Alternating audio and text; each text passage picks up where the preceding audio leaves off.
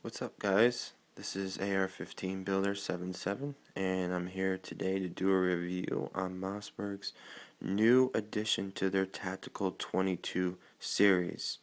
If we take a closer look, this one is actually a flat top version. This one comes with the flat top, as you can see from the Picatinny rail that goes from the rear all the way to the front. Mossberg's other Tactical 22 rifle actually has a carry handle that's integrated into the polymer shell or casing that Mossberg has designed for this gun. It's inseparable from the gun, and in a lot of reviews people were a little bit discouraged by that, but I do like this one a lot better. This one is kind of comparable to somewhat of an M4 rep. It has a shorter four-rail. It's still a four-way four-rail. It has a shorter four-rail, and the front and rear sights are not integrated, which was a huge bonus. They were detachable iron sights, which was pretty cool. This one I do like a lot better. Like I said, it's a little cleaner looking. It's pretty badass. Mossberg has designed this shell, which is a polymer shell that actually separates in half, unlike a regular AR-15 where it has an upper-lower receiver that separates and splits in two. I am an owner of numerous AR-15s. I have a couple Armalites and a couple Bushmasters. I do like this gun a lot. In a lot of reviews, they're pretty much 50-50. A lot of people like them, and a lot of people don't like them. A lot of people say they're very cheap, and they have a lot to say about some bad. Some bad that I will say and mention is that the magazine is a little tricky. In order to release the magazine, the slide actually has to be locked back in the lock position in order to release the magazine with no discomfort. Also, the 25 round magazine, people were saying the spring that's inside actually, when loaded to the maximum capacity, was feeding the bullets into the chamber on an angle. I did notice that at first, when fully loaded, that was happening, but after putting 15 rounds each in the 25 round magazine, eventually after a couple of hundred rounds fired, the springs did break themselves in a way where I was able to finally load the maximum capacity in the magazine and have no issues whatsoever. Another thing with the magazine is it had a little bit of wiggle, not front to back but left to right. I actually went to a local fabric store and bought some felt tape and lined where the magazine meets the rest of the weapon with that felt tape, and it was cheap, it was quick, it's completely unnoticeable, and it worked and it improved it a lot. As for my gun, you can see that it is the Desert Khaki. This did not come like this from Mossberg. I actually bought some Krylon, taped it all up, and painted it myself. I am a huge fan of the Desert Khaki and black, the two colors together. Huge fan of that.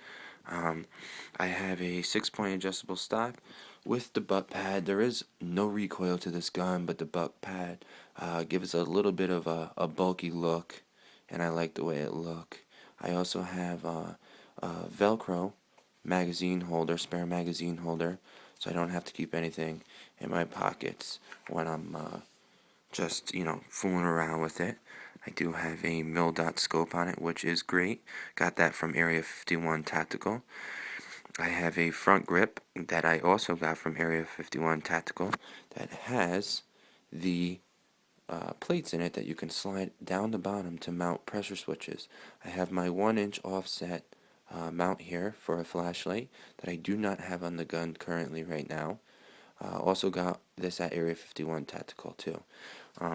Another thing that's different on this is that at the end of the barrel, not only is it 2 inches shorter than the previous one that is comparable to an M16, but this is 2 inches shorter and also has a threaded on fake compensator, muzzle rig, flash hider, whatever you want to call it, which adds to the overall design of the gun that makes it look pretty cool.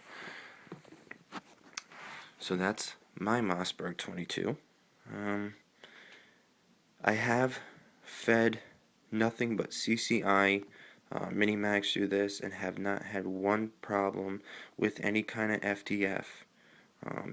In my personal opinion, being around long arms and having experience with tactical rifles themselves, this not being my first tactical 22 CCIs, I do highly recommend. They seem to be the best ammo to run through this gun. As far as the breakdown, for those who are Mossberg owners currently right now, it is the same thing. It's got a dummy charging handle, and it is just that, pretty much that polymer plastic shell that splits in half with the 702 plinkster on the inside. For those of you who don't know, this is not a metal gun. It is polymer, which is a heavy-duty, durable plastic. It has great weight to it for something that's strictly constructed out of polymer, and it has a great durableness to it. And to break it down, pretty much you have these small screws. There's about 10 of them on this that you actually take out, and the gun splits into two, almost like a clamshell when it's opened.